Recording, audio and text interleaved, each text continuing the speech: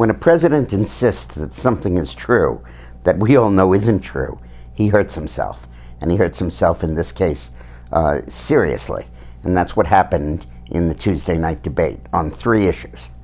The first one will have a life of its own, the Libya answer, because on Monday there'll be a foreign policy debate where this issue will be front and center.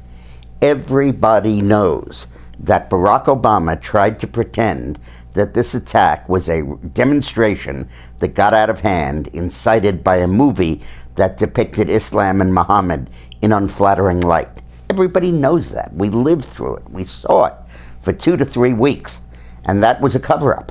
And I think that when Obama claimed now that he used the word terrorism, it was in very small print at the Rose Garden. The big deal was the movie.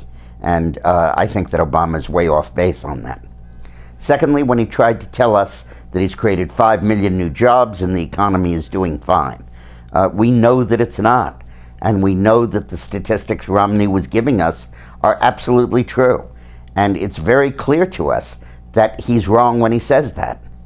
And thirdly, when he tries to pretend that he's a pro-oil, pro-gasoline, natural gas, pro-coal president who really wants all of the above for energy sources, we know that he's wrong. We know that's not how he is. Those aren't the speeches he's given.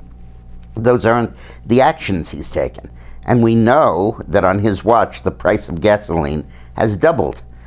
His explanation as to why it was so low when he took office, because the economy was falling apart, that's why the price of gasoline was low. That's ridiculous.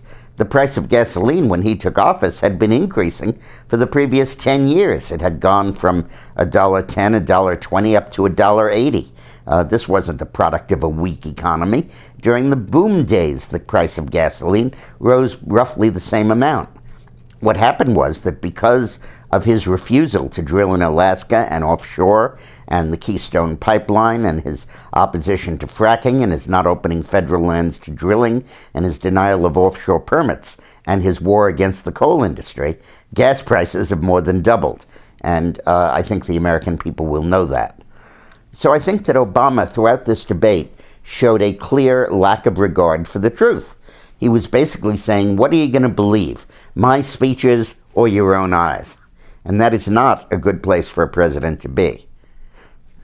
So I believe that what's going to happen in this race now is that Obama is going to be in serious trouble in state after state.